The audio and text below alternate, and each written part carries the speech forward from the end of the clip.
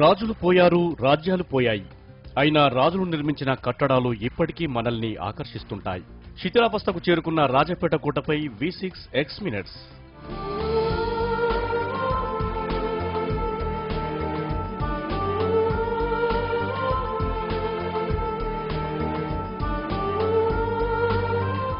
ఇదే రాజపేట కోట. నల్గొండ జిల్లాలో ఉంది ఈ కోట.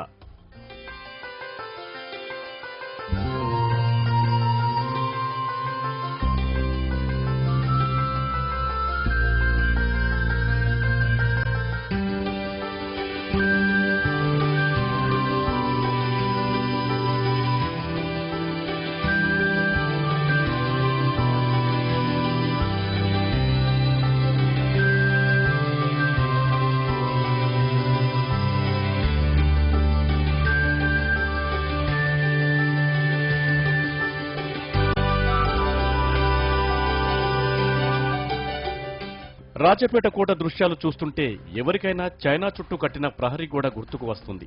చైనాలాగే రాజపేట గ్రామం చుట్టూ ఓ పెద్ద ప్రహరీ గోడను నిర్మించారు. చుట్టూ లోతైన కందకాలు, అద్దాల మేడ, పెద్ద పెద్ద దర్వాజలు, రాతి కట్టడాలు ఇప్పటికీ ప్రజలను ఎంతగానో ఆకట్టుకుంటున్నాయి.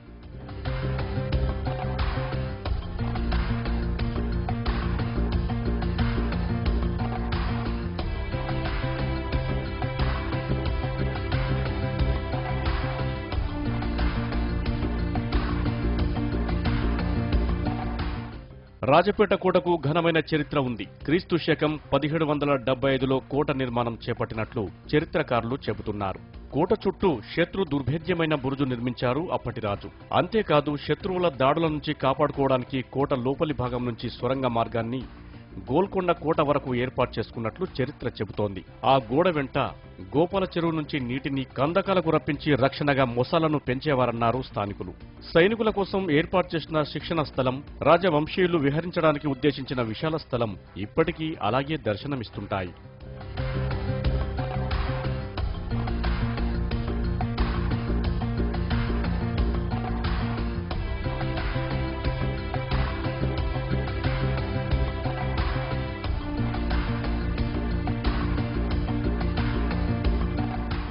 కోటగూడను చూసేయడానికి ఎంతో అద్దాల మేడ ఉండేది.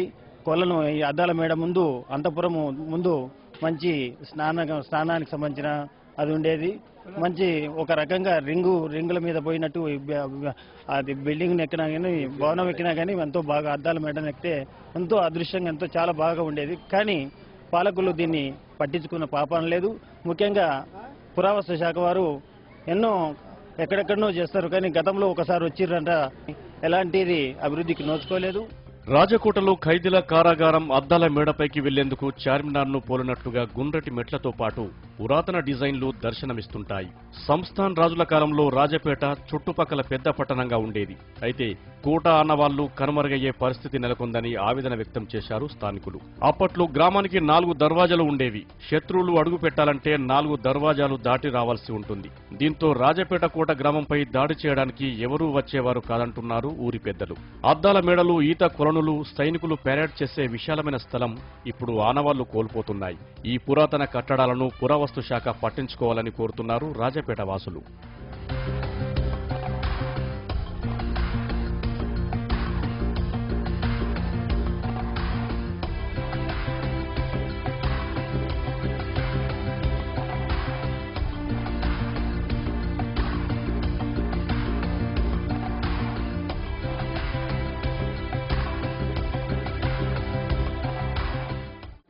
సొరంగ మార్గం ఇక్కడ నుంచి గోల్కొండ పోర్టు వరకు కూడా వాళ్ళు సొరంగ మార్గం ఏర్పాటు చేసుకున్నారు.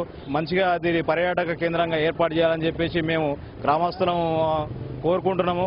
లోపలికి పోయినప్పుడు మాకు అక్కడ తోట ఉండేది, అన్ని రకరకాల చెట్లు, పండ్లు, తోటలు ఉండేది. అక్కడ రాజులు స్నానాలు చేసే కుళాయిలు ఉండేది, బాయిలు ఉండేది. ఇప్పుడు అదంతా శిథిలమైపోయింది కాబట్టి ఇది పర్యాటక కేంద్రం వాళ్ళు దీన్ని ఇంకా అభివృద్ధి చేయాలని చెప్పేసి పురాణ వైభవం తీసుకురావాలని చెప్పేసి రాజపేట తరఫున మేము కోరుకుంటున్నాం. రాజపేటను మొత్తం పరిశీలిస్తే మీరు పెద్ద ఎత్తున ఆకర్షణీయంగా పెద్ద పెద్ద కట్టడాలు మీరు చూస్తారు గమనిస్తే.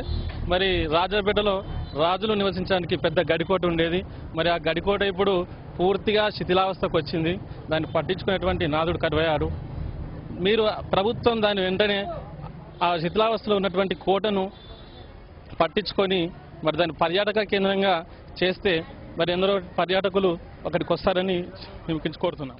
రాజపేట కోటతో పాటు సంస్థాన్ నారాయణపురం పట్టణాన్ని అప్పటి పద్మనాయక రాజులు పరిపాలించారు. తెలంగాణ ప్రాంతంలోనే రాజపేట కోట ఓ అద్భుత కట్టడం. రాజపేట సంస్థాన్ నారాయణపురం గ్రామాల్లోని అద్భుత కట్టడాలను చూడడానికి ఇప్పటికీ ఎంతో మంది వస్తుంటారు. కోటలో ఇప్పటికీ పక్షులు, వానరాలు దర్శనమిస్తుంటాయి. రాజవంశీయుల కుటుంబ సభ్యులు ఏడాదికోసారి రాజపేట వస్తుంటారు. గ్రామ ప్రజలను ఆప్యాయంగా పలకరిస్తుంటారు. మెడికల్ క్యాంపులు నిర్వహించి ప్రజల మంచి చెడ్డలు చూస్తుంటారన్నారు గ్రామ ప్రజలు. ఇంతటి ఘన చరిత్ర గల రాజపేట కోటను పురావస్తు శాఖ పట్టించుకొని పరిరక్షించుకోవాలని కోరుతున్నారు స్థానికులు. రాజపేట అంటే ఒక మన చుట్టుపక్కల దాదాపు ఒక దాదాపు జానగాం మండలు, రాజపేట ఇక్కడిక్కడ చుట్టుపక్కల దాదాపు పెద్ద సంస్థానము. రాజావారు అప్పుడు చాలా కాలం ఇక్కడ మంచి అభివృద్ధి కార్యక్రమాలతోటి కోట నిర్మాణంతో పాటు రాజపేట మా మోడల్ గ్రామంగా తీర్చిదిద్దడానికి బాగా కృషి చేశారు గతంలో. అదేవిధంగా ఎక్కడ లేని విధంగా లేఅవుట్లే కానీ ఇండ్లకు సంబంధించిన రోడ్లే కానీ మంచిగా ఒక రూపుదిద్దుకున్నది. ఇక్కడికి వచ్చి ఈ ఆపరేషన్లు, కంటి ఆపరేషన్ ఇప్పటికి సౌలత్ అయితే ఆమె మంచిగా చేస్తుంది. చాలా మందికి చేస్తుంది. ఎప్పటికీ సంవత్సరం 2 సంవత్సరాలకు ఇక్కడ ఓంగారు సార్ ఎప్పటికీ నడుస్తూనే ఉంటుంది. ఎప్పటికి వస్తుంది. ఆమె ఉన్నదో లేదో కానీ కొడుకు ఉన్నాడట.